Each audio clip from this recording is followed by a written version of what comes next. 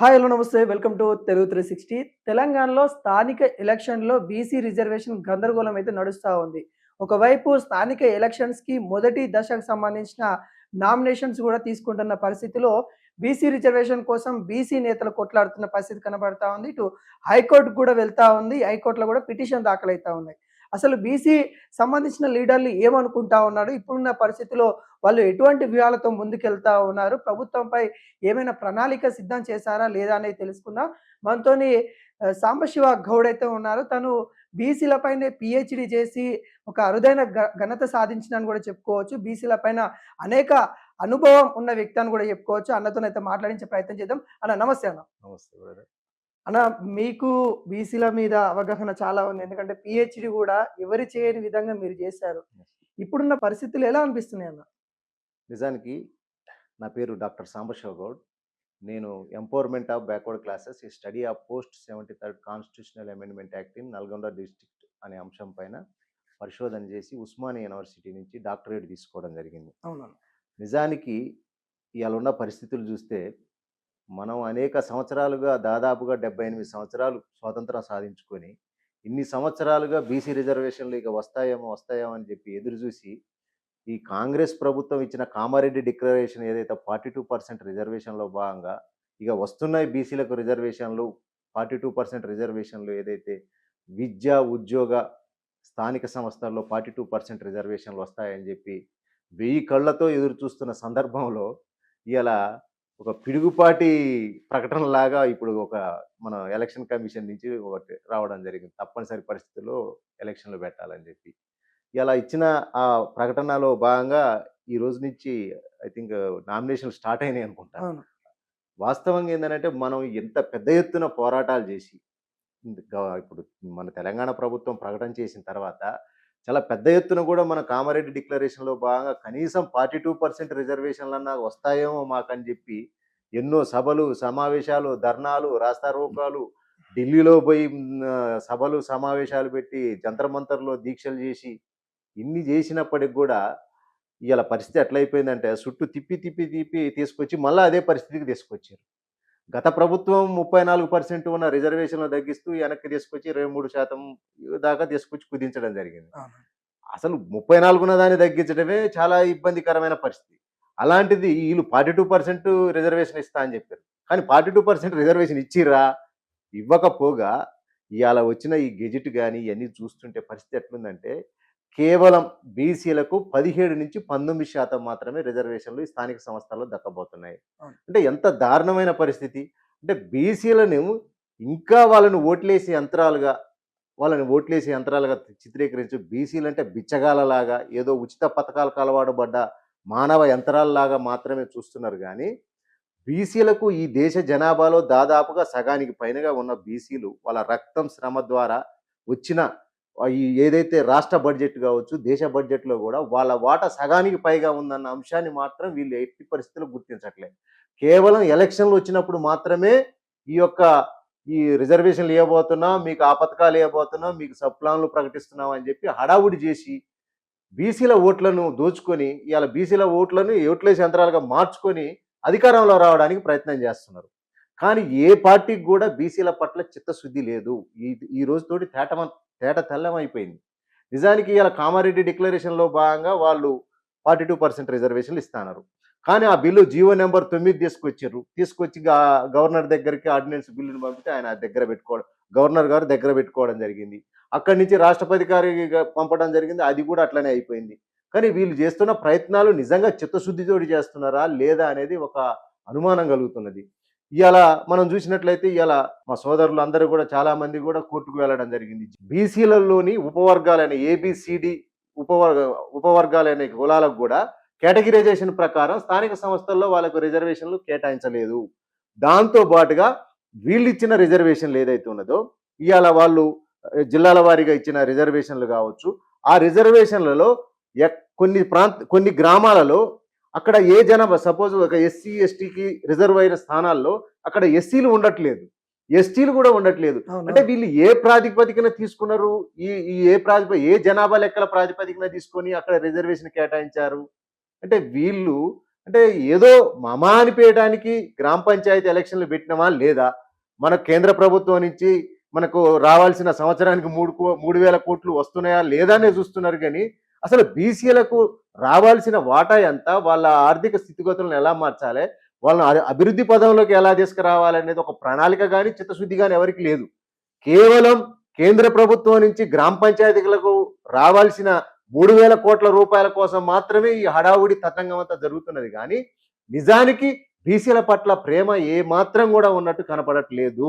అంటే అధికార పక్షం తప్పు చేస్తే ప్రతిపక్షం అన్ని ఇక్కడ ధర్నాలు చేయడమో లేకుంటే ఏదో పిలుపునిస్తదేమో అని మనం చూసాం. అవును. ఆ నోటిఫికేషన్ వచ్చిన తర్వాత కనీసం బీఆర్ఎస్ స్పందిస్తదేమో, రోడ్లపైకి వస్తదేమో అని, కానీ ఎక్కడ కూడా స్పందించలేదు. ఎందుకు ఈ పార్టీలన్నీ కుమ్మక్కైనాయి అంటారా? ఎట్లా ఎట్లా చూడొచ్చు ఈ విధానాన్ని? ఈ పార్టీలకి చిత్తశుద్ధి లేదు. మేము మొదటి నుంచి కూడా అదే చెప్తున్నాం. బీసీల పట్ల వీళ్ళకు నిజమైన ప్రేమ లేదు, ఒక కపట ప్రేమ ఉన్నది. ఏంటంటే ఈ యొక్క రిజర్వేషన్ అంశాన్ని మనం అడ్డం పెట్టుకొని వాళ్ళ ఓట్లను దోచుకోవాలి. అంతేగాని వాళ్ళని అభివృద్ధి పదంలోకి తీసుకొద్దాం, వాళ్ళని ఆర్థికంగా, సామాజికంగా, రాజకీయంగా అభివృద్ధి పదంలోకి తీసుకొద్దామని ఏ పార్టీకి కూడా చిత్తశుద్ధి లేదు. అందుకే ఇప్పుడు గతంలో టీఆర్ఎస్ పార్టీ 34% ఉన్న రిజర్వేషన్ తగ్గించింది టీఆర్ఎస్ పార్టీ. ఇవాళ మనకు 42% రిజర్వేషన్లు ఇస్తా అని చెప్పి ఇవాళ కాంగ్రెస్ పార్టీ మనకు కామారెడ్డి డిక్లరేషన్ లో ప్రకటన చేసింది. కానీ తీరా చూస్తే ఇవాళ పరిస్థితి ఏంది? కేవలం 17 నుంచి 19% రిజర్వేషన్లు మాత్రమే బీసీలకు దక్కుతున్నాయి స్థానిక సంస్థల్లో. ఇవాళ కేంద్రంలో ఉన్న బీజేపీ పరిస్థితి ఏంది?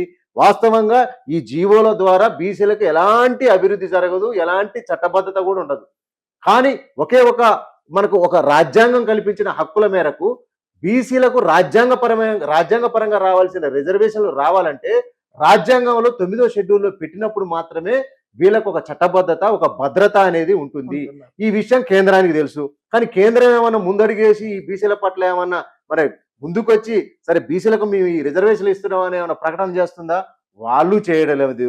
ఇలా కాంగ్రెస్ పార్టీ కావచ్చు, టీఆర్ఎస్ కావచ్చు, బీజేపీ కావచ్చు, ఈ పార్టీలు ఏ పార్టీలకు ఎవరి ద్వారానే వాళ్ళని, ఎవరి వైఖరి వాళ్ళకే ఉంది. కానీ బీసీల పట్ల వాళ్ళకి చిత్తశుద్ధి ఏ మాత్రం కూడా కనపడట్లేదు. పార్టీలకు లేదు. ఇక్కడ బీసీ మంత్రివర్గంలో కూడా ఉన్నారు బీసీ వాళ్ళు కూడా స్పందించట్లేదు. ఇంత పట్టపగలే ఇంత దోపిడీకి బీసీలు గురైతున్నప్పుడు అసలు వాళ్ళు కూడా బీసీల పేరు మీద మంత్రులయ్యారు ఈ రోజున. వాళ్ళు ఎందుకు స్పందించట్లేదు, వాళ్ళకి ఎందుకు చలనం రావట్లేదు అంటే ఏం చెప్తారు? ఇప్పుడు వాస్తవానికి ఇలా రాజకీయ చట్రంలో ఈ అయితే చెప్తున్న బీసీ మంత్రులు కావచ్చు, నాయకులు కావచ్చు ఇరక్కపోయారు. వాళ్ళు ముందుకు పోతే నుయ్యి, వెనక్కపోతే గొయ్యి అన్నట్టుంది. గట్టిగా మాట్లాడలేని పరిస్థితి. ఎందుకు? పొలిటికల్ పవర్ అనేది అగ్రవర్ణాల చేతుల్లో, అగ్ర కులాల చేతుల్లో ఉన్నది. వాళ్ళ కింద వీళ్ళు ఏంటంటే సెకండ్ క్యాడర్ లో పనిచేస్తున్నట్టుగానే ఉంది. కానీ నిజంగా మా బీసీలో మేము కొట్లాడతామని ఎవరైనా ముందుకు వచ్చే పరిస్థితి అన్న కనపడుతుందా? ఎందుకు కనపడట్లేదనంటే ఉన్న జనాభా ప్రాతిపదికన వీళ్ళు నిజంగా గెలిచి ఈ సంఖ్య రాజ్యాధికారం దిశగా పోయే సంఖ్య ఎమ్మెల్యేలు కావచ్చు, ఎంపీలు కావచ్చు, ఈ స్థానిక సంస్థల్లో కావచ్చు, నీకు ఎంపీటీసీలు కావచ్చు, జెడ్పీటీసీలు కానీ ఈ సంఖ్య పెరిగినప్పుడు బలం పెరుగుతుంది, గొంతు పెరుగుతుంది. కానీ వీళ్ళు ఒక కుట్రపూరితంగా, ఎందుకంటే ఈ సంఖ్యను పెంచుకోకుండా ఏదో వాళ్ళ అడుగులకు మడుగులు ఎత్తే వాళ్ళని, వాళ్ళ చెప్పు చేతుల్లో ఉండే వాళ్ళని పికప్ చేసి వాళ్ళని తీసుకొచ్చి మీరు చెప్పిన స్థానాల్లో కూకోబెడుతున్నారు. వాళ్ళు మరి ఎట్లా ఈ నిజంగా వీళ్ళ బీసీల పట్ల ఎట్లా కొట్లాడగలుగుతారు? వాళ్ళు కొట్లాడలేరు. ఎందుకంటే వాళ్ళకి అడుగులకు మడుగులు ఎత్తే పరిస్థితిలో ఉన్నారు. ఏదైనా గట్టిగా మాట్లాడితే ఆయన వీక్ ఇంకొక ఆయన తీసుకొచ్చి పెడతారు. కాబట్టి ఏంటంటే వాళ్ళు ఏమి కక్కలేక మింగలేక అన్నట్టు పరిస్థితి. వాళ్ళ భయంగానే ఉంది. ఈ భయాందోళనలు ఎప్పుడు పోతాయనంటే political power is the master key. Doctor BR Ambedkar garu చెప్పినట్టుగా political power is the master key. ఈ యొక్క రాజ్యాధికారం ఎప్పుడైతే పూర్తిగా జనాభా ప్రాతిపదికన బీసీలకు రావాల్సిన వాటా, మేమెంతో మాకంత వాటా, ఆ వాటా వచ్చినప్పుడు ఏంటంటే పొలిటికల్ పవర్ మన చేతిలో ఉంటుంది. మనం చెప్పినట్టు ఇప్పుడు మీరు అన్నారు కదా, ఏదైనా మమ అనిపిస్తున్నారు కానీ నిజంగా చిత్తశుద్ధితో రావట్లేదు అని అంటే సంఖ్య తక్కువ ఉన్నది. మన వాటా ప్రకారం మనం వచ్చినప్పుడు మెజారిటీ మనం ఉంటాం. ఉన్నప్పుడు మనం కావాల్సిన నిర్ణయాలు మనం తీసుకోవచ్చు. మనకు ప్రజలకు ఏదైతే అభివృద్ధి జరుగుద్దో ఆ పథకాలు తీసుకురావచ్చు. కానీ ఇక్కడ పరిస్థితి ఎక్కడ కూడా ఆ పరిస్థితికి రాకుండా ఆదిలోనే వీళ్ళని కడ్డుకట్ట వేయడం జరుగుతుంది. ఇది కూడా ఇప్పుడు జరుగుతున్నది కూడా అదే. జీవో నెంబర్ 42 కూడా దానిలో భాగమే. ఇవాళ పెద్ద ఎత్తున హడావుడి చేసి, ఆగమాగం చేసి, ఢిల్లీకి తీసుకుపోయి ఆడ సభలు సమావేశాలు పెట్టి, ఇక్కడ మీటింగులు పెట్టి, పాలాభిషేకాలు చేసి, పూలాభిషేకాలు చేసి, సెక్రటేరియట్లు తీసుకుపోయి శాల్వాలు కప్పి సన్మానాలు చేసి, ఇన్ని చేసినప్పుడు కూడా నీ ముఖ్యాడు ఉందంటే చుట్టూ తిప్పి ఇక్కడే ఉందని చెప్పినట్టు అయిపోయింది. హ్యాపీగా రేవంత్ రెడ్డికి పాలాభిషేకం చేసినప్పుడు కూడా నేను కూడా నిజంగా వస్తుందేమో అని. ఎందుకంటే రేవంత్ ముదిరాజ్ అన్నారు, రేవంత్ రేవంత్ గౌడ్ గౌడ్ అన్నారు. అన్నారు, రేవంత్ మాదిగ అన్నారు, రేవంత్ మాల అన్నారు, రేవంత్ నాయక్ అన్నారు. ఇప్పుడు మళ్ళీ రేవంత్ రెడ్డి అయింది. లాస్ట్ కు రేవంత్ రెడ్డి లెక్కనే కనపడుతుంది పరిస్థితి. అంటే ఇక్కడ నిజంగా ఒకవేళ రేవంత్ రెడ్డి గారి లాంటి వాళ్ళకి ఇవ్వాలని ఉన్నా, ఈడ ఉన్న అగ్రవర్ణాల్లో అగ్ర కులాల్లో ఉన్న ఏదైతే అధికార పక్షంలో ఉన్న మెజారిటీ నాయకత్వం వాళ్ళ చేతుల్లో ఉంది. ఈడ సంఖ్య తక్కువ ఉండటం వల్ల వాళ్ళ ఆటలు వాళ్ళు ఆడిందే ఆట పాడిందే పాటలాగా అవుతుంది. ఇక్కడ తప్పుదం కూడా ఎవరిది? బీసీలదే. బీసీలు ఓట్లేమో వాళ్ళకేస్తారు, మాకు అది కావాలి ఇది కావాలని అంటే ఎక్కడి నుంచి వస్తాయి? ఏడన్నా కాదు, ఈ సర్పంచ్ ఎలక్షన్లోనే బీసీలు లేకుండా వేస్తారు. ఎమ్మెల్యేలు ఎంపీల కాడికి వచ్చేసరికి ఎక్కడన్నా అసలు అడగదొక్కుతున్నారు కదా. అదే కదా నేననేది. ఇప్పుడు మనల్ని స్థానిక సంస్థలకే పరిమితం చేయడానికి ప్రయత్నం చేస్తున్నారు. ఇక్కడ కూడా మనం చెప్తున్నట్టుగా 42% కాదు కదా, 17, 19. కొన్ని జిల్లాల్లో 17% ఉన్నది పరిస్థితి. ఇవాళ చూస్తే ఆ లిస్టు చూస్తే 17% మించట్లేదు. వీళ్ళు మన వాళ్ళని ఇప్పుడు బీసీలని ఎక్కడికి ఇక్కడ వరకే స్థానిక సంస్థల వరకే పరిమితం చేద్దాం. ఏదో వాళ్ళు అడిగిరు కాబట్టి ఏదో 42%. అసలు అది కూడా దిక్కులేదు ఇప్పుడు పరిస్థితి. ఏదో ఇట్లా ఒక వేవ్ లాగా క్రియేట్ చేసి వదిలేసిరు. ఇక అలానే తిరుగుతున్నారు మనోళ్ళు. రోల్ అవుతారు, అలానే రోల్ అవుతారు. చివరాఖరికి ఎట్లయిందంటే తీసుకొచ్చి అక్కడ ఊరు బయట వదిలేసినట్టు అయిపోయింది జనాలు. తెలంగాణ వాళ్ళకి కొట్లాట అంటే కొత్త ఏం కాదు. గత 60 సంవత్సరాలు తెలంగాణ కోసం కొట్లాడిన వల్ల తెలంగాణ తెచ్చుకున్నాం. ఎందుకు బీసీ ఉద్యమకారులు ఎందుకు అలసిపోయిర్రా? లేకుంటే ఈ విషయం మీద ఎందుకు ఇంకా ఎక్స్పెక్ట్ చేసినా అంటే తెలంగాణ బీసీ ఉద్యమకారుల నుండి ఇంకా ధర్నాలు కావచ్చు, లేకుంటే ఇంకా తెలంగాణ గవర్నమెంట్ దిగచ్చేలాగా చేశారు. కానీ ఎక్కడ కూడా అట్లా కనిపించట్లేదన్న. వాస్తవానికి గత కొంతకాలంగా చాలా మంది బీసీ ఉద్యమంలో ఉన్నారు. వాళ్ళు చేసిన ప్రయత్నాలు కావచ్చు, వాళ్ళు చేసిన పోరాటాలను కావచ్చు, మేమందరం గౌరవిస్తున్నాం. వాళ్ళు చాలా పెద్ద ప్రయత్నాలు చేసిర్రు. సరే, వాళ్ళు కొంత హాస్టల్ ఫీజుల ధర్నాలకు కావచ్చు, ఫీజు రీఎంబర్స్మెంట్లు రకరకాల వాటిలలో చేసిర్రు. వాళ్ళని మేము గౌరవిస్తున్నాం. ఆ ఉద్యమాలు ఇక్కడ సరిపోవని చెప్తున్నాం మేము. మీరు అడిగింది కూడా అదే. ఆ ఉద్యమాలు, ఫీజు రీఎంబర్స్మెంట్ ఉద్యమాలు, హాస్టల్ స్కాలర్షిప్ల ఉద్యమాలు అవి సరిపోవు. ఇక్కడ చాలా పెద్ద ఎత్తున మీరు చెప్పినట్టుగా తెలంగాణ ఉద్యమ తరహాలో ఉద్యమం రావాలి. అలాంటి ఉద్యమం వచ్చినప్పుడే బీసీలకు రిజర్వేషన్లు దక్కుతాయి. ఎందుకంటే మనం వాళ్ళ చేతుల్లో నుంచి అధికారం గుంజుకోవాలంటే సార్ మీరు కొంచెం ఇవ్వండి సార్ అంటే ఎవరిస్తారు? పోరాటం చేయాల్సింది. మా అధికారం మాకు ఇవ్వండి అంటే ఎవరు ఇచ్చే పరిస్థితి లేదు.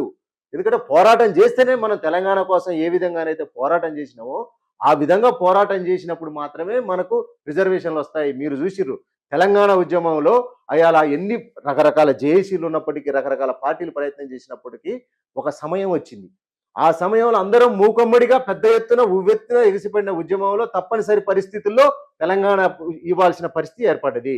అలాంటి పరిస్థితి రావాలంటే మీరు చెప్పినట్టుగా ఇవాళ కొంతమంది తాబేదారులు తయారయ్యారు. వీళ్ళని అడుగులకు మడుగులు తెటోళ్ళు తయారయ్యారు సంఘాలలో కూడా. ఆయన చిన్న ప్రకటన చేయగానే పోవటం, పూల బొక్కేలు వేయటం, శాలవాలు కప్పటం, బయటకు వచ్చి పాలాభిషేకాలు చేయటం. ఇది ఉద్యమం కాదు. నిజంగా ఇది మన తెలంగాణ ఉద్యమాలు ఎక్కడన్నా చూసినావా? ఎక్కడ లేదు. కానీ కొత్త సంస్కృతికి బాటలు వేసిరు. ఇవాళ మరి అదే నాయకులు, మరి ఇంత పూల బొక్కేలు ఇచ్చిన నాయకులు కావచ్చు, శాలవాలు కప్పించుకున్న నాయకులు కావచ్చు, ఇవాళ మరి బీసీలకు వ్యతిరేకంగా ఒక ప్రకటన వచ్చింది కదా. దాని మీద మీరు పెద్ద ఎత్తున పోయి మీరు ఎందుకు మరి ఆ ముఖ్యమంత్రి కావచ్చు, ఆ బీసీ మంత్రులు కావచ్చు, ఎందుకు మీరు కలిసి మరి వాళ్ళని గట్టిగా నిలదీయలేకపోతున్నారు? ఎందుకు నిలదీయలేకపోతారు? దీనికి ఉద్యమమే ముఖ్య కేంద్రం కావాలి. ఇవాళ మనం తెలంగాణ ఉద్యమంలో చూసినాం. ఉస్మానియా, కాకతీయ, రాష్ట్రంలో ఉన్న తెలంగాణలో ఉన్న అన్ని యూనివర్సిటీలు, విద్యార్థి ఉద్యమ నాయకులు, కవులు, కళాకారులు, యువ నాయకత్వం కూడా ముందుకొచ్చి చాలా పెద్ద ఎత్తున కొట్లాడింది. కొట్లాడటం వల్ల తెలంగాణ కేంద్రం ఈ యొక్క కేంద్రం మెడలు వంచి మనం తెలంగాణను సాధించుకోగలిగినాం. అదేవిధంగా ఇవాళ మనకు బీసీ రిజర్వేషన్ రావాలన్నా కూడా తెలంగాణ ఉద్యమ తరహాలో చాలా పెద్ద ఎత్తున ఉద్యమం రావాల్సిన పరిస్థితి ఉన్నది. మేము ఒక ఉస్మానియా జేఏసీ ఉద్యమకారుడుగా, తెలంగాణ ఉద్యమకారుడు గతంలో ఏ విధంగానైతే తెలంగాణ కోసం కొట్లాడినామో అలా రబ్బర్ బుల్లెట్లకు, బాష్ప గోళాలకు ఎదురొడ్డి పోరాటాలు చేసి అనేక కేసుల పాలయ్యాను. ఇప్పటికీ కేసుల కోసం తిరుగుతూనే ఉన్నాం. మేము కోర్టుల చుట్టూ కొన్ని తీసేసిరు, అయినప్పటికీ కూడా కేసుల కోసం తిరుగుతూనే ఉన్నాం. అలాంటి ఉద్యమం వచ్చినప్పుడు ఏమవుతుందంటే ప్రజల్లో కూడా ఒక భావోద్వేగమైన ఒక ఉద్యమం రావాలి. అది వచ్చినప్పుడు ఏమవుతుంది? రిజర్వేషన్ల కోసం, మన పిల్లలు, మన భవిష్యత్తు కోసం పోరాటం జరుగుతుంది అనేది ఒక గ్రామ స్థాయిలో గల్లీ నుంచి ఢిల్లీకి ఆ ఉద్యమం పోయినప్పుడు ఖచ్చితంగా కేంద్రం కానీ, రాజకీయ నాయకులు కానీ ఖచ్చితంగా ఆలోచన చేస్తారు. కానీ ఆ దిశగా పోకుండా మన వాళ్ళు అంటే ఇది ఎవరిని తప్పు పట్టడానికి లేదు ఈడ. అవును. ఎవరి ప్రయత్నాలు వాళ్ళు చేస్తున్నారు. కానీ ఈ ప్రయత్నం సరిపోదని చెప్తున్నాం. ఈ ప్రయత్నం సరిపోదు. యూనివర్సిటీలను కదిలించాలి. ఈ ఉద్యమంలోకి యూనివర్సిటీలందరినీ కూడా యూనివర్సిటీలు, కవులు, కళాకారులు, మేధావులు అందరూ పెద్ద ఎత్తున కూడా ఈ ఉద్యమంలో పాల్గొన్నప్పుడు బీసీ రిజర్వేషన్లు తెలంగాణ ఉద్యమ తరహాలో పోరాటం జరిగినప్పుడు ఖచ్చితంగా రిజర్వేషన్లు రావడానికి అవకాశం ఉంది. మేము ఉస్మానియా ఉద్యమ జేఏసీగా గతంలో పోరాడిన అనుభవం ఉన్న నేపథ్యంలో మేము ఒక ఓయూ బీసీ జేఏసీ అని చెప్పి మేము కూడా ఉస్మానియాలో ధర్మదీక్షలు చేయడం జరిగింది. భవిష్యత్తులో అన్ని యూనివర్సిటీలు తిరిగి బస్సు యాత్రలు కూడా చేయబోతున్నాం. ఆ బస్సు యాత్రలు చేసిన తర్వాత ఉస్మానియా వేదికగా ఆ రోజు మీరు చూసిర్రు, దాదాపుగా 10 లక్షల మందితోటి విద్యార్థి మహాగర్జన ఉస్మానియా కేంద్రంగా మన పెద్ద ఎత్తున కూడా మహాగర్జన పెట్టుకోవడం జరిగింది. ఆ మహాగర్జనకు భయపడే ఆ రోజు కేంద్రం కూడా ఖచ్చితంగా ఇవ్వాలి, లేకపోతే విద్యార్థులు ఇంకా ఆత్మహత్యలు చేసుకునే అవకాశం ఉంది, చాలా పెద్ద ఎత్తున కూడా ఈ ఉద్యమం రాబోతుందని చెప్పి అలా భయపడి కేంద్రం ప్రకటన చేయడం జరిగింది. అదే విధంగా మళ్ళొక్కసారి ఉస్మానియా కేంద్రంగా కాకతీయ అన్ని యూనివర్సిటీలను కలుపుకొని శాతవాహన మన తెలంగాణ మహాత్మా గాంధీ అన్ని యూనివర్సిటీలను కలుపుకొని కూడా పెద్ద ఎత్తున కూడా ఒక విద్యార్థి మహాగర్జన తరహాలో బీసీ రిజర్వేషన్ల యొక్క ధర్మ యుద్ధంతో కూడిన ఒక మహాసభని విద్యార్థి మహాగర్జన లాగానే బీసీ రిజర్వేషన్ల మహాగర్జన కూడా పెద్ద ఎత్తున కూడా ఒక ప్రణాళిక చేయబోతున్నాం. దానిలో భాగంగానే ఢిల్లీలో జంతర్ మంతర్ వద్ద, అవసరమైతే తెలంగాణ భవన్ వద్ద కూడా మేము పెద్ద ఎత్తున కూడా 9-10 తారీఖుల్లో మేము ఒక రాజ్యాంగబద్ధంగా అక్కడ మేము ధర్మదీక్షలు చేయబోతున్నాం. ఖచ్చితంగా ఈ తెలంగాణ సమాజంలో మీరు అన్నారు ఇందాక, తెలంగాణ గడ్డ అంటేనే ఉద్యమ గడ్డ. అలాంటి గడ్డ నుంచి ఏ పోరాటం తీసుకున్నా కూడా ఖచ్చితంగా మనకు విజయవంతంగా మనం దాన్ని సాధించుకోగలిగినాం. ఈ రిజర్వేషన్లు కూడా తెలంగాణ నుంచి సాధించుకునే రిజర్వేషన్లు దేశానికి రోల్ మోడల్గా మారబోతున్నాయి. కాబట్టి ఇప్పుడు వీళ్ళు ఒక సడలింపు ఇచ్చారు. ఇప్పుడు ఈ స్థానిక సంస్థల్లో కూడా రాష్ట్ర ప్రభుత్వం కూడా ఏం చెప్తుంది, మనకు ప్రతి సంవత్సరం రావాల్సిన 3,000 కోట్లు గ్రామ పంచాయతీలకు ఆగిపోతున్నాయి. ఏదైతే ఎంపీటీసీ జెడ్పీటీసీలలో మనం అనుకున్నట్టుగా 42% రిజర్వేషన్లను అమలు చేసేందుకు ప్రయత్నం చేద్దాం. ముందైతే గ్రామ పంచాయతీ ఎలక్షన్లు జరగనియండి, ఆ తర్వాత స్థానిక సంస్థలను జరిగిన తర్వాత మున్సిపాలిటీలో భాగంగా మున్సిపల్ ఎలక్షన్లను ఎంపీటీసీ జెడ్పీటీసీ ఎలక్షన్లు కూడా పెడదామని చెప్పి మన అందరినీ కూడా కొంత కవర్ చేసుకొని రావడం జరిగింది. నమ్మొచ్చు అన్న ఈ విషయాన్ని? ఎలా నమ్మగలుగుతాం? ఇవాళ మనం 42% రిజర్వేషన్లు అన్నాం. 42 కాదు కదా, ఇవాళ గతంలో ఉన్న 34 కాదు, 23 కాదు, చివరికి 17-19% వచ్చింది. అంటే బీసీలకి అస్తమానం మోసపోతూనే ఉండాలి. వాళ్ళు ఒకటే వీళ్ళని మభ్య పెట్టి మాయ చేసి ఓట్లు మనం దోసుకపోవాలనేది వాళ్ళ టార్గెట్. ఆ టార్గెట్ లో వాళ్ళు విజయవంతం అవుతారు. దీన్ని తిప్పికొట్టడంలో మనం ఫెయిల్ అవుతున్నాం. ఎక్కడ మనకు ఫెయిల్యూర్ ఉందో కూడా మనం ఖచ్చితంగా కూడా దీన్ని మనం ఒక సూక్ష్మంగా అబ్జర్వ్ చేయాల్సిన అవసరం ఉంది. ఇంకొక విషయం అన్న, బీసీ సంబంధించిన ఉద్యమం అనగానే మనకు ఆర్ కృష్ణయ్య గుర్తుకొస్తా, తర్వాత జార్జులు కావచ్చు. ఆర్ కృష్ణయ్య తనకి హెల్త్ పరంగా కొంత ఇబ్బంది ఉన్నా కానీ తన కొంత అయితే మాట్లాడుతున్న జార్జుల గారు గత కొద్ది రోజులుగా ఎందుకు అసలు మాట్లాడట్లేదు ఈ అంశాన్ని అంటే ఏం చెప్తారు? మాట్లాడడం అనే కాదు, ఎవరి తరహాలో వాళ్ళు ఉద్యమాలు చేస్తారు. వాళ్ళు చేసే ఉద్యమం మీరు చెప్పినట్టుగా ఏది Basheerbagh press club, Somajiguda press club, Indira park, నిన్న నాకు తెలిసి గాంధీ భవన్ కూడా ముట్టడించడం జరిగింది. ఎవరు చేయడం లేదనేది కాదు, ఈ ఉద్యమం సరిపోదు.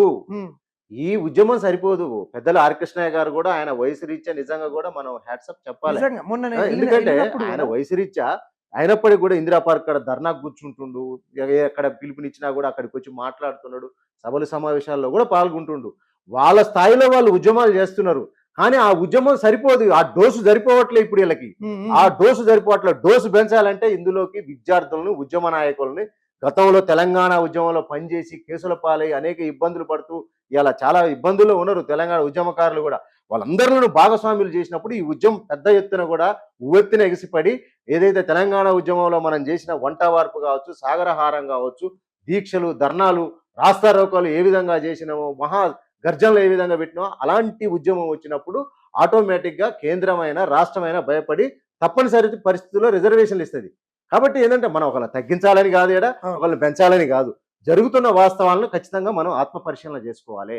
ఆత్మపరిశీలన చేసుకొని ఎందుకు రాష్ట్ర ప్రభుత్వం మనల్ని పెడచెవన పెడుతున్నది, ఈ డోసు ఎందుకు సరిపోవట్లేదు, ఈ డోసు సరిపోవట్లేదంటే మనం డోసు పెంచాలి, దానికి మన కార్యాచరణ ఏ విధంగా తీసుకుపోవాలనేది ఒక ఆత్మపరిశీలన చేసుకొని అందరి నాయకులు కూడా ముందుకు వచ్చినప్పుడు ఖచ్చితంగా రిజర్వేషన్లు సాధించుకోవడానికి గొప్ప సువర్ణ అవకాశం తెలంగాణలో ఉంది. ఏమన్నా ఇప్పుడు రిజర్వేషన్ మారే అవకాశాలున్నాయి. ఎందుకంటే ఒక ఊర్లలో అక్కడక్కడ ఆ క్యాస్ట్‌కి సంబంధించిన వాళ్ళే లేరు. కాకుండా ఆ క్యాస్ట్‌కి రిజర్వేషన్ వచ్చింది. అట్లా ఏమన్నా మారే అవకాశాలున్నాయా? వాస్తవంగా చాలా అవును. మంది కోర్టుకు వెళ్ళడం జరిగింది.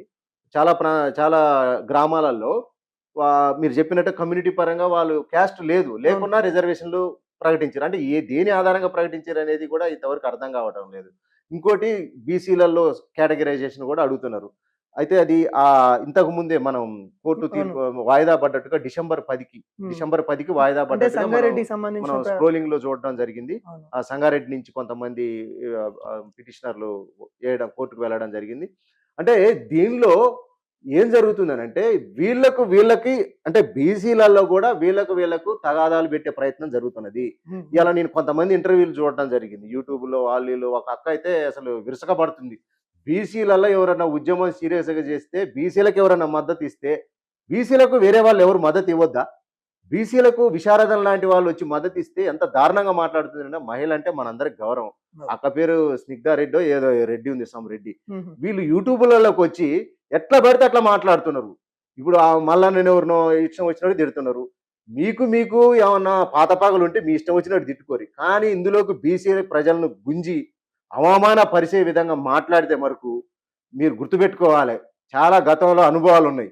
ఎందుకంటే మేము చాలా గౌరవిస్తాం అందరిని గూడా. అవును. బీసీలో అందరిని ప్రేమిస్తాం. అందరితోటి కలిసి ఉంటాం.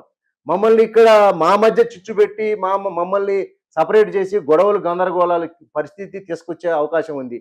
మొన్న ఒక రెడ్డి సంఘం నాయకుడు మాట్లాడుతున్నాడు ఏదో ఛానల్‌లో. ఆయన ఏం మాట్లాడుతున్నాడు? చాలామంది బీసీలలో అట్టడుగు వర్గాలకు చాలా మందికి రిజర్వేషన్ ఫలాలు దక్కలేదు. దాదాపుగా 96 కులాలు ఇంతవరకు అసెంబ్లీ గడప దొక్కలేదు అన్నారు. అసెంబ్లీ గడప దొక్కకోకుండడానికి కారణం ఎవరు అని అంటే బీసీల వైపే చూపిస్తుండు ఆయన. హ్మ్. హ్మ్. బీసీలకు శత్రువు ఎవరు అంటే బీసీల వైపే చూపిస్తుండు. అంటే ఇన్ని సంవత్సరాల నుంచి వేల సంవత్సరాల నుంచే కాకోకుండా స్వాతంత్రం వచ్చి 78 సంవత్సరాల నుంచి కూడా దోచుకున్న జాలక మళ్ళా మాకు కొట్లాడబెట్టే విధంగా వాళ్ళ భావజాల వ్యాప్తి ఉంది. అంటే ఏం చెప్తుండు ఆయన? ఇన్ని రోజులు మీకు రావాల్సినవన్నీ కూడా ఇగో బీసీలలో ఉన్న కొన్ని పెద్ద కులాలు దోచుకోపోతేనే వాళ్ళ మీద మీరు యుద్ధం చేయమని అంటారు. అంటే మీరు అప్పనంగా దాదాపుగా 70-80% దోచుకోపోతున్నారు. మిగిలిన ఏదో 15-20% వచ్చిన రిజర్వేషన్లలో మీతో కొట్లాడే దమ్ము ధైర్యం ఉండి ఎంతో కొంత ఆర్థికంగా ఎదిగి నీతో కొట్లాడి మేము సాధించుకుంటున్నాం అవి. హ్మ్. హ్మ్. ఆ సాధించుకున్న వాటిలోని నీ తప్పు చూపించకోకుండా మాకు అలా పంచాయతీ పెట్టే పరిస్థితి ఆయన భావజాల వ్యాప్తి అంటే జరుగుతుంది. నువ్వు చెప్పింది ఒక పరంగా నిజమే అనిపిస్తుంది. ఎందుకంటే మనం వాళ్ళకి ఓట్లేస్తున్నాం గదా! అదే ఆ తప్పేమో అనిపిస్తుంది. తప్పు. అదే వాళ్ళకు వేసి మనం తప్పు చేస్తున్నాం. అది మన గత చరిత్రలో మనం ఎప్పుడు చూసినా 70 మనం చేసుకున్న చారిత్రక తప్పిదం అది. ఆ! కానీ వీళ్ళు ఎలాంటి భావజాల వ్యాప్తి చేస్తున్నారంటే మీకు రావాల్సిన ఫలాలు ఇగో వీళ్ళే దోసుకోపోతున్నారు అని చెప్పి ఆ బీసీలలో కొద్దిగా ఎదిగిన కులాలను చూపిస్తారు. కానీ ఆయన వైపు చూపించుకోవట్లేదు. అంటే ఇన్ని రోజులు నేను దోసుకు తిన్నా కానీ నాకు సంబంధం లేదు అనేది చెప్పట్లే ఆయన. నేను దోసుకు తిన్నా అనేది చెప్పట్లే. కానీ మీ దాంట్లోనే కొద్దిగా ఎదిగినోళ్ళు అరే భయ్ ఇవాళ ఇన్ని సంవత్సరాల నుంచి బీసీల రక్తాన్ని శ్రమని దోచుకుంటున్నది ఎవరు? 70-80% రిజర్వేషన్లు దోసుకుపోయి ఇన్ని సంవత్సరాలు మాకు రావాల్సిన ఫలాలు మాకు దక్కకోకుండా చేసింది మీరు. ఇలా మనం ఎగ్జాంపుల్ తీసుకుంటే మొన్న జరిగిన తెలంగాణ గ్రూప్ 1 చూడండి. 563 పోస్టులు ఉన్నాయి. ఇవాళ దాదాపుగా 172 పోస్టులను కూడా ఎంత దారుణం అంటే BCA women, SC women, ST women కన్నా తక్కువ మార్కులు ఉన్న వాళ్ళకి అగ్రవర్ణాల పేదలు అని చెప్పి చూపించి ఇవాళ రిజర్వేషన్ల పరంగా 172 పోస్టులు దోచుకొని పోయారు. నిజంగా ఇవాళ ఎవరన్నా మన దాంట్లో బీసీ ఎస్సీ ఎస్టీలల్లా ఎవరైనా టాప్ లో వచ్చినా కూడా వాళ్ళని తీసుకొచ్చి రిజర్వేషన్లు వేసి ఇటు పక్క 10% రిజర్వేషన్లు తీసుకుర్రు, అటు ఓపెన్ కోటాలో కూడా మొత్తం వీళ్ళు తీసుకునే ప్రయత్నం చేసిర్రు. ఏంది దోపిడి? ఒక పక్క ఆర్థిక దోపిడి, ఇంకో పక్క రాజకీయ దోపిడి, ఇంకో పక్క ఉద్యోగాల దోపిడి. ఎంతకాలం ఈ దోపిడి? ఒక పక్క దోపిడి చేసుకుంటేనే ఎట్లంటే మా పైన మానసికంగా కూడా దాడి చేస్తున్నారు. ఎవరైనా టీవీ డిబేట్లలో పోతే వీళ్ళు కేసులు వేసిందే గాక మా పైన కేసులు వేసి మాకు రావాల్సిన రిజర్వేషన్లు మాకు దక్కగుట్ట చేసిందే గాక నిన్న మాధవరెడ్డి అయితే అసలు మా వాళ్ళ మీద ఇరసక పడుతుంది, బిడ్డల మీద వాళ్ళ మీద. అసలు ఏంది ఇది? అంటే మీ చేతుల్లో అధికారం ఉంది కాబట్టి మేము ఏమైనా మాట్లాడతామని చెప్పి ఇవాళ మీరు మీ ప్రవర్తన అంతా ప్రజలు మా బీసీ ప్రజలు గుర్తిస్తున్నారు. మీకు ఖచ్చితంగా పుట్టగదులు ఉండకోకుండా చేస్తాం భవిష్యత్తులో. పుట్టగదులు ఉండకోకుండా చేస్తాం. మీరు పిహెచ్‌డి చేసిర్రు బీసీలకు సంబంధించి. మీరైతే గ్రౌండ్ లెవెల్‌లోకెళ్ళి బీసీల యొక్క పరిస్థితి ఎలా ఉంది వాటన్నిటికి గూడా అనువుగా తెలిసిన వ్యక్తి. ఎట్లా బీసీలో చైతన్యవంతం రావాలి అంటే ఏం చేస్తే బావుంటది? బీసీలో ఎప్పుడు మార్పొస్తదంటే ఏం చెప్తారు? నిజంగా గ్రామ స్థాయిలోకి వెళ్ళినప్పుడు మనం సామాజికంగా, రాజకీయంగా, ఆర్థికంగా చూసినప్పుడు గ్రామాలలో కులవృత్తుల కేంద్రంగానే మన కులాలన్నీ విడిపోయి ఎవరి పని వాళ్ళు చేసుకొని బతికే పరిస్థితి ఉంటది. అవును. నిజానికి మేము యూనివర్సిటీ వచ్చినప్పుడు దాదాపుగా 98 ఆ ప్రాంతంలో ఊరికి ఒక నలుగురు, ఐదుగురం మాత్రమే చదువుకున్న వ్యక్తులు ఉండేవాళ్ళం. ఇప్పుడు మాది గౌడ కమ్యూనిటీ. ఆ కమ్యూనిటీలో చాలామంది నాతో పాటు చదువుకున్న వాళ్ళు 8థ్, 9థ్, 10థ్ వరకు చదివి తర్వాత చదువు మానేసి తాళ్ళెక్కడం, కల్లు తీసుకురావడం, ఇంకా మిగతా కులాల వాళ్ళు యాదవులు గావచ్చు, ముదిరాజులు గావచ్చు, వాళ్ళ కుల వృత్తులను చేస్తూ కొంతమంది చేపలు పట్టడానికి పోవచ్చు, కొంతమంది గొర్రెలను కాయడానికి పోవచ్చు, మిగతా వారు వ్యవసాయ పనుల్లో నిమగ్నం అవ్వడం. ఇలాంటి పరిస్థితులుంటాయి గ్రామ స్థాయిలో. అవును. కానీ గతంతో పోల్చుకున్నప్పుడు నేను యూనివర్సిటీకి వచ్చినప్పుడు నేను ఒక్కడిని మాత్రమే యూనివర్సిటీలో ఉండేది. హ్మ్. హ్మ్. ఇప్పుడు దాదాపుగా 25, 27 సంవత్సరాల తర్వాత చూస్తే ఒక్కొక్క విలేజ్‌లో దాదాపుగా 200, 300 మంది స్టూడెంట్స్ యూనివర్సిటీకి రావడం జరిగింది. అవును. అంటే పరిస్థితులు మారుతున్న పరిణామాల దృష్ట్యా జనాలలో అవేర్‌నెస్ పెరిగింది. అరే! మన పిల్లల్ని చదివించుకోవాలి, ఉద్యోగాలు రావాలి, భవిష్యత్తు బాగుండాలని చెప్పి చాలామంది కూడా చదువుకుంటున్నారు, ఉద్యోగాలు సాధించుకుంటున్నారు. ప్రతి గ్రామాలలో కూడా బీసీలలో దాదాపుగా ఏ గ్రామానికెళ్ళినా కూడా దాదాపుగా ఉద్యోగాలలో కూడా ఏ ఊరు వెళ్ళినా ఒక 1000 జనాభా ఉంటే అందులో కనీసం 100, 150 మంది చదువుకున్న వ్యక్తులుంటే అలా 60, 70 మందికి ఉద్యోగాలొస్తున్నాయి. ఆలోచిస్తుర్రు ప్రజలు. ప్రజల్లో మార్పు మొదలైంది. చర్చించుకుంటున్నారు. ఆ చర్చ ఇప్పుడు రాజ్యాధికారం దిశగా మార్పు జరగబోతున్నది. రాజ్యాధికారం వైపు మన వాళ్ళు ఆలోచిస్తుర్రు. అందుకే వీళ్ళ గుండెల్లో రైళ్లు పరుగులు పెడుతున్నాయి. హ్మ్. హ్మ్. మీరిందాక అన్నారు. అంటే ఈ గ్రామ స్థాయిలో ఎలాంటి మార్పు వచ్చినప్పుడు రాజ్యాధికారం అంటే విద్య ద్వారా మాత్రమే రాజ్యాధికారం సాధ్యమవుతుంది. విద్య ద్వారా మాత్రమే మనం చదువుకున్నప్పుడు మన కుటుంబంలో ఒక వ్యక్తికి ఉద్యోగం వచ్చినప్పుడు ఆ ఉద్యోగికి ఆర్థిక స్థిరత్వం వస్తే అతను ఒక 10 మందికి చెప్పడానికి అవకాశం ఉంటది. అతని మాట 10 మంది వినడానికి అవకాశం ఉంటది. అవును. అలాంటి పరిస్థితి అలా గ్రామాల్లో వచ్చింది. దాన్ని ఒక్కాడికి చేర్చాలి. ఆ వచ్చిన భావజాలాన్ని ఈ యొక్క భావజాలాన్ని అందరిని కూడా అక్కడికి తీసుకొచ్చి ఇవాళ ఏదైతే ఉద్యమాలు చేస్తున్నామో ఉద్యమ నాయకులం అందరం కూడా గ్రామాలకు తరలాలి. గ్రామాలకు కదలి గ్రామాలలో ప్రజలను చైతన్యం చేసి అక్కడున్న విద్యావంతులను అందరినీ కూడగట్టుకొని మన ఓట్లు మనం వేసుకోవాలి. హ్మ్. మన ఓట్లు మనం వేసుకోవాలి. ఓట్ హమారా రాజ్ తుమారా నైచ్చలేగా నైచ్చలేగా అని చెప్పి కాంశీరామ్ గారు ఏ విధంగా అయితే ఉత్తరప్రదేశ్లో చెప్పి సక్సెస్ అయ్యిండో అదే విధంగా ఓట్లు మావే సీట్లు మావే అని చెప్పి గ్రామ స్థాయిలో పెద్ద ఎత్తున కూడా చైతన్యవంతమైన యాత్రలు జరగాలి. భావజాల వ్యాప్తి జరగాలి. ఆ భావజాల వ్యాప్తి జరిగినప్పుడు ఆటోమేటిక్గా తప్పనిసరిగా బీసీలకు రాజ్యాధికారం వస్తుంది. బీసీలకే కాదు, ఇక్కడ మనం తెలుసుకోవాల్సిన విషయం అగ్ర కులాల పేరుతోటి ఇలా ఈడబ్ల్యూఎస్ రిజర్వేషన్ల పేరుతోటి దాదాపుగా 10% రిజర్వేషన్లు దిశపోయారు. ఆ 10% రిజర్వేషన్ల కోసం దేశంలో కానీ రాష్ట్రంలో కానీ ఎక్కడన్నా ధర్నాలు దీక్షలు జరిగినాయా? ఎవరూ చేయలేదు. కానీ అప్పనంగా 10% రిజర్వేషన్లు తీసుకుపోయారు. ఆ రిజర్వేషన్లు కూడా ఎవరికి దక్కుతున్నాయి? కేవలం అగ్ర కులాల్లో ఉన్న 2% మంది పేదలకు మాత్రమే ఆ రిజర్వేషన్లు దక్కుతున్నాయి. అంటే 2% ఉన్న పేదలకు 10% రిజర్వేషన్లు తీసుకుంటున్నావు. ఆ 10% రిజర్వేషన్లు కూడా దొంగ సర్టిఫికెట్లు పెట్టి ఎంతో మంది మా కళ్ళ ముందర ఇలా ఉద్యోగాలు అనుభవిస్తున్నారు. అంటే ఈ 100% ఉన్న రిజర్వేషన్లో 10% అప్పనంగా దోసుకపోయినావు. అంటే నీ వాటా నువ్వు ఫుల్ చేసుకున్నావు నీ జనాభా ప్రకారం. ఇక్కడ ఈడబ్ల్యూఎస్ రిజర్వేషన్లని పేదలు వీకర్ సెక్షన్కి సంబంధించినవి. కానీ ఇక్కడ ఏం జరుగుతుంది?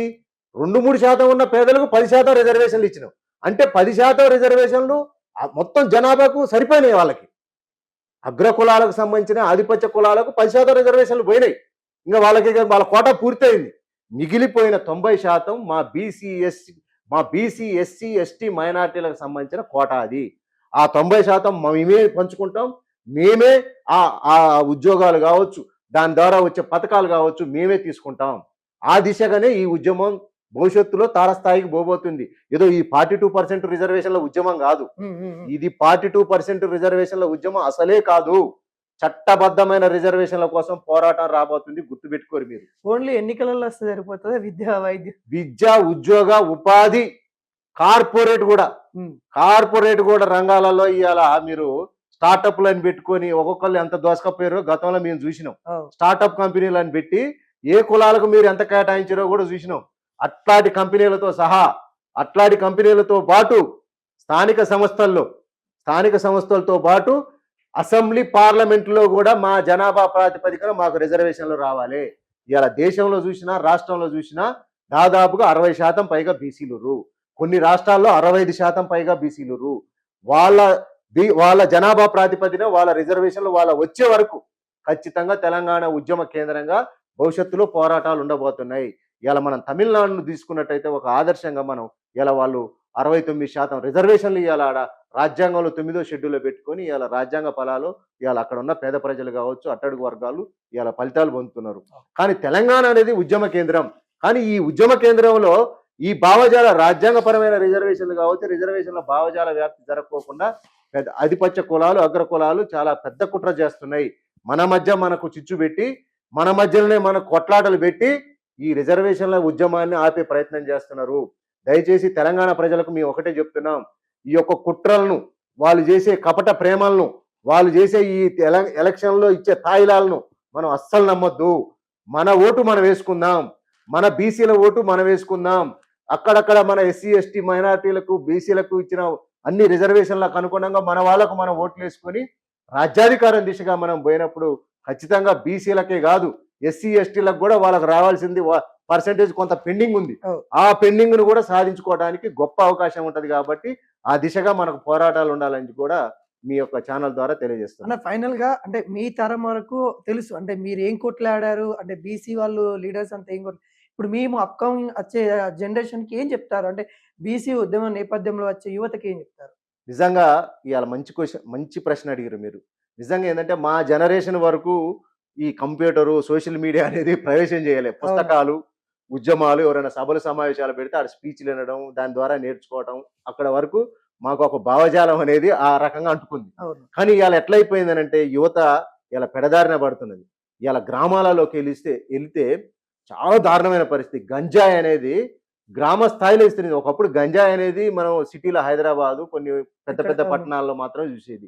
ఇవాళ యువతని ఎంత పెడదారిన పట్టిస్తారంటే గంజాయి, డ్రగ్స్ లాంటి వాటికి బానిసల్ని చేసి ఈ సోషల్ మీడియా ఒకటి అనేది మనకు అది మన వరమా లేకుంటే నరకమా అర్థం కాని పరిస్థితి అది. ఇలా ఆ సోషల్ మీడియాలో బడి మనం అసలు ఎటుపోతుందో యువత ఆలోచించుకోలేని విధంగా, అంటే సెల్ఫ్ మోటివేషన్ కానీ ఆత్మ పరిశీలన కానీ లేని పరిస్థితి ఇలా యువతలో దాపురించిన పరిస్థితి. కానీ యువత కూడా ఆలోచించుకోవాలి. ఇలా ఒక హీరో కోసం బట్టలు దించుకోవటం, పెట్రోల్ పోసుకొని తగలబెట్టుకోవటం, టిక్కెట్ల కోసం పోయి ఆర్టీసీ క్రాస్ రోడ్లో తొక్కిసలాట్లో చచ్చిపోవటం, ఇది కాదు మనకు కావాల్సింది. రాజ్యాధికారం వస్తే మనమే హీరోలు కావచ్చు, మనమే ఇండస్ట్రీలు పెట్టొచ్చు, మనమే ఉద్యోగాలు ఇవ్వచ్చు. అదంతా వదిలిపెట్టి ఓ డ్రగ్స్ వైపు, మద్యం వైపు అటంతా మన వాళ్ళని అటు డైవర్ట్ చేస్తారు. ఈ సోషల్ మీడియా ద్వారా యువతను డైవర్ట్ చేసి వీళ్ళ అసలు లక్ష్యాన్ని దెబ్బతీసి, వీళ్ళ యొక్క ఆర్థిక స్థితిగతులను కూడా దెబ్బతీసి వాళ్ళంతటా వాళ్ళు సూసైడ్ చేసుకునే విధంగా మనం చూస్తున్నాం. ఇవాళ ఎంతో మంది సూసైడ్ చేసుకున్నారు. ఏది బెట్టింగులని అయ్యని ఇయ్యని చెప్పి. ఆ బెట్టింగులలో కూడా బలైపోయిన వాళ్ళు కూడా దాదాపుగా 70-80% ఎక్కువేనట. అది ఎస్సీ ఎస్టీ బీసీలే. ఏదో అప్పుడప్పుడే అప్కమింగ్ వానికి ఏం తెలుస్తుంది పాపం ఇంటర్మీడియట్ అని అంటే ఆ ఆకర్షణకు లోనయ్యి ఎవడో వచ్చి వానికి అది ఇది అని చెప్పి అంటగట్టి మాయ చేసి పిల్లల్ని ఆగం చేసి అలా ఆగం చేసి వాళ్ళ భవిష్యత్తుని అంధకారమయం చేస్తున్నారు. కాబట్టి యువత కూడా ఆలోచించుకోవాలి. భవిష్యత్తు బంగారుమయమైనది మనకు. అలాంటి భవిష్యత్తుని మనం ఇవాళ ఎవరి కోసం మనం దారాదత్తం చేస్తే మన అమ్మాయిలు, మన తాత ముత్తాతలు మన కోసం ఎంతో వాళ్ళు మన పిల్లలు ఎదగాలని చెప్పి కష్టపడి మనకు వారసత్వంగా వచ్చి అందించిన ఎన్నో రకాలైన ఆస్తిపాస్తులు కావచ్చు, రాజకీయంగా మనకు రావాల్సిన హక్కులు కావచ్చు, అవన్నీ కాలగర్భంలో కలిసిపోతాయి. ఎందుకంటే మనం పెడదారిన పట్టినప్పుడు మన భవిష్యత్తు అంధకారం అయితే మనతోటే క్లోజ్ అవుతుంది ఆ కుటుంబం కూడా. కాబట్టి మీరు ఆ దిశగా పోకుండా ఈ యొక్క రాజ్యాంగపరమైన రిజర్వేషన్లు మనకు వచ్చే ఉద్యమంలో మీరు కూడా భాగస్వాములై సెల్ ఫోన్లలో మీరు చూస్తున్నారు కదా, ఈ పనికిరాని అని చూసే బదులు మీరే సెల్ ఫోన్ను ముందు పెట్టుకొని మీకు నచ్చిన విధంగా మన వాళ్ళని ఆ విధంగా చైతన్యం చేయాలను, ఆ విధంగా మీకు తోచిన విధంగా మీరు రీల్స్ చేస్తున్నారు, అవి చేస్తున్నారు, ఇవి చేస్తున్నారు. అవి కూడా ఈ భావజాలపరమైన బీసీ భావజాలపరమైన చేసి వాటిని సోషల్ మీడియాలో విస్తృతంగా ప్రచారం చేస్తే రాజ్యాంగపరమైన రిజర్వేషన్లు వస్తే అసలు మన భవిష్యత్తు చాలా బంగారంగా ఉంటుంది. ఆ దిశగా యువత కూడా ఆలోచన చేసి పెడదారిన పోకోకుండా ఈ ఉద్యమంలో మమేకం కావాలని కోరుకుంటున్నాం. ఏమైనా ప్రణాళిక సిద్ధం చేస్తా ఉన్నారు 42% రిజర్వేషన్ కోసం మీరు? అంటే ఏమన్నా ఉద్యమం చేయడానికి కావచ్చు, లేకుంటే ఏమన్నా ధర్నాలకైనా పిలుపునిస్తారా? వాస్తవంగా మీకు మొదటి నుంచి కూడా చెప్తున్నాం. మేము 42% అనేది కామారెడ్డి డిక్లరేషన్‌లో భాగంగా వచ్చిన ఒక అంశం. హ్మ్. హ్మ్. కానీ ఇది దాదాపుగా 78 సంవత్సరాల నుంచి మరుగున పడి ఉన్న అంశం. మేమెంతో మాకంత వాటా అనేది. హ్మ్. హ్మ్. మా జనాభా ప్రాతిపదికన మాకు రిజర్వేషన్‌లు కావాలే. ఎందుకంటే మీ జనాభా ప్రాతిపదికన మీరు తీసేసుకుర్రు. హ్మ్. హ్మ్. మీ 10% మీరు తీసేసుకున్నారు. మాకు రావాల్సింది 90%. కొట్లాట దానికోసం. 42% రిజర్వేషన్‌ల కోసం కాదు. హ్మ్. హ్మ్. 42% రిజర్వేషన్ అనేది కాంగ్రెస్ ఇచ్చిన హామీ. వాళ్ళు ఇస్తారా? లేకుంటే వాళ్ళ బుట్టి వాళ్ళే ముంచుకుంటారా? వాళ్ళ ఇష్టం అది. ఎందుకంటే ఇప్పుడు ఇయ్యలేదు. స్థానిక సంస్థలో వాళ్ళదేందో తేలిపోయింది. ఇందాక మీరు చెప్పిర్రు, ఒక అనుమానం వ్యక్తం చేసిర్రు. భవిష్యత్తులో మున్సిపల్ ఎన్నికలు ఇస్తారా? అది కూడా డౌటే అన్నారు. హ్మ్. ఇయ్యకపోతే వాళ్ళ వాళ్ళ వాళ్ళ పడవ మునిగటం ఖాయం. హ్మ్. హ్మ్. డౌటే లేదు. ఓకే. కాబట్టి ఏంటంటే ఇస్తే బీసీలో కొంత ప్రేమ ఉంటది. అక్కడో ఇక్కడో కొంత నిజమైన బీసీల పట్ల ప్రేమ ఉన్న ఆధిపత్య కులాలలో ఎవరైతే కొంతమంది ఉన్నారో వాళ్ళని గెలుస్తారు. లేదంటే మీ చాప్టర్ కూడా ఈ ఉద్యమంలో క్లోజ్ అవుతుంది. అలా నో డౌట్ అల్లా. ఎందుకంటే ఇది భావజాలమే కాదు, గల్లీ నుంచి ఢిల్లీ దాకా ఈ ఉద్యమం తారా స్థాయిలో మారబోతుంది. ఈ 42% రిజర్వేషన్ల కోసం మాత్రం ఇక్కడితోటే ఇది ఆగిపోయే ఉద్యమం కాదు, రగులుకుంది. హ్మ్. హ్మ్. తెలంగాణలో ఒక్కసారి ఒక ఉద్యమం మొదలైందనంటే దాని ఫలితాలు సాధించే వరకు, విజయవంతంగా సాధించే వరకు ఆ ఉద్యమం ఆగదు. అది ఎన్ని సంవత్సరాలు పట్టుద్ది అనేది మనం చేసే ఉద్యమ పోరాట పందాన్ని బట్టి ఉంటది. కానీ ఖచ్చితంగా ఈ దేశానికి ఒక రోల్ మోడల్‌గా తెలంగాణ ఉండబోతుంది రిజర్వేషన్ల ఉద్యమంలో. అందులో ఎవరు ముందుకొస్తారు, ఎవరు ఎలాంటి పోరాటాలు చేస్తారనేది భవిష్యత్తు నిర్ణయిస్తుంది. Okay. Thank you. Thank you so much అన్న. Thank you. Thank you very much brother.